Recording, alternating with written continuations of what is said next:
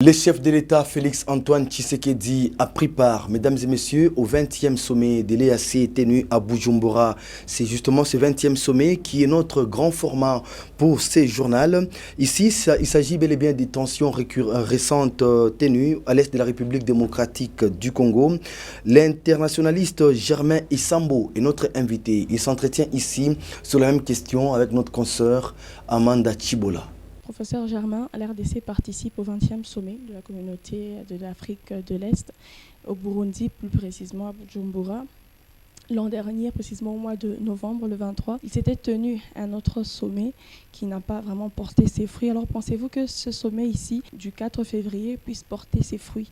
Je sais que certaines phrases qui ont été prononcées pendant ce 20e sommet ne l'ont pas été pendant les sommets précédents.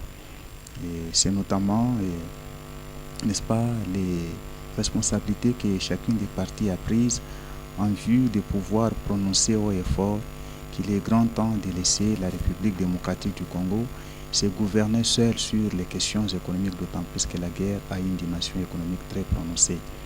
Ensuite, je suis pour, dans le sens où c'est un sommet qui intervient après le passage en République démocratique du Congo du pape François, et qui a eu aussi à prononcer un discours très prononcé et très aigu, demandant à chacun de laisser la République démocratique du Congo particulièrement et l'Afrique en général s'autogérer sur les plans économiques. Mais je suis contre cela que j'aimais le pessimisme, puisque l'exécution d'une décision prise par les États dépend de la bonne volonté, donc du principe de bonne foi, qui est un principe qui régit les accords que signent les États. Alors, professeur, vous nous avez parlé du pape qui est venu en RDC dernièrement, même si pour le moment il est déjà reparti au Vatican. Alors, quel a été peut-être son impact dans la résolution de ce conflit du côté est de la RDC? Partant de ce qu'il y a déjà une volonté du pape François qui demande à toutes les parties de cesser les atrocités, sur le plan psychologique, c'est déjà le premier pas qui est marqué. Je voudrais dire à chacun que le pape n'est pas n'importe quelle personnalité. Le pape, il a le rang de chef d'État.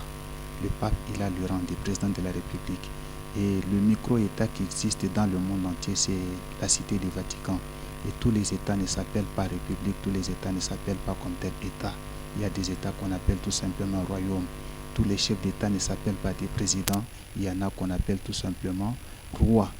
Peut-être on l'appelle prince. Donc le pape que vous avez vu en RDC, c'est un président de la République, et le Vatican est le pays le plus riche du monde. Mettez de côté les États-Unis et les G7 que vous voyez. Donc le pape est la personnalité la mieux informée sur le monde entier, et la personnalité d'ailleurs la plus influente, même si on ne veut pas faire apparaître l'aspect politique devant. Donc tout ce qu'il a dit, ce sont des instructions qu'il a données, et on est obligé quelque part d'y aller positivement. Et c'est dans ces prolongements que vous voyez déjà les États à côté s'activer pour pouvoir, n'est-ce pas, se réunir. Et la guerre en RDC a une dimension très diplomatique, une dimension politico-militaire. Ça, les Congolais ne le savent pas, et même la plupart des analyses omettent. Donc la dimension diplomatique, c'est laquelle? C'est celle qui consiste à obtenir la condamnation de la partie qui vous agresse. Or, qui peuvent condamner et qui peuvent obliger les retraits? Ce sont ceux-là qui soutiennent les Rwandais. Les Rwandais en soi n'a pas de possibilité. Le Rwanda est manipulé par d'autres puissances. Puisqu'elles ont reçu l'instruction du pape, eh bien on peut estimer que ça peut aller. C'est ce qui peut fonder un petit espoir. Mais tout en sachant que quand vous faites une diplomatie, la partie adverse fait aussi la contre-diplomatie. Donc, au-delà de tout ce que le pape a fait, il faudra que la République démocratique du Congo ne dorme pas et qu'elle puisse maintenant s'apprêter, d'autant plus que le Rwanda est condamné. S'il faut maintenant attaquer jusqu'à Kigali, c'est le moment d'y aller. Plusieurs méthodes ont été utilisées pour combattre ces atrocités qui se passent du côté est de la RDC, notamment la voie diplomatique qui n'a pas vraiment marché, mais également aussi la voie de l'armée qui n'a pas aussi porté des fruits, qui n'a pas porté des actions vraiment considérables. Alors, par quelle autre voie ou quelle autre formule peut-on procéder pour arriver à cette résolution de la question sécuritaire dans l'Est de la RDC? Alors, la voie diplomatique, pour qu'elle porte des fruits, il faut que ceux-là que vous contactez puissent trouver leur compte. Or, le compte, c'est lequel? Le compte, c'est avoir les minéraux. Mais pour les avoir sans payer beaucoup de frais, il fallait utiliser une guerre qui est informelle. Maintenant que la voie diplomatique s'est éclaircie, maintenant que la RDC, disons-nous la vérité, la RDC a un soutien de taille. C'est le Vatican. L'ordre que le pape a donné, c'est un ordre. Le discours qu'il a prononcé, c'est un ordre qu'il a donné. C'est là qu'il faut s'accrocher. D'où était venu le problème? Depuis le mois passé, contrairement à ce que les gens sont en train de raconter parfois par les réseaux sociaux, les gens ne savent pas. Stratégiquement parlant, le Congo a tous les moyens et toute la capacité militaire de faire la guerre et de vaincre le Rwanda en moins d'une semaine. Mais qui ont empêché la République démocratique du Congo de faire cette guerre à son profit? Ce sont les États-Unis d'Amérique, madame.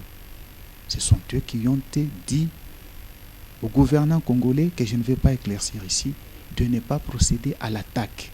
C'est comme ça que vous voyez, nous sommes en train de souffrir. Nous sommes en train, cette fois-ci, d'aller vers le bon et travailler peut-être sur une dimension que nous sommes en train aussi de négliger. C'est lutter contre l'infiltration, puisque l'ennemi du Congolais, quelque part, c'est le Congolais lui-même. Merci infiniment, professeur Germain, d'avoir été avec nous. C'est moi qui vous remercie de vous être déplacé.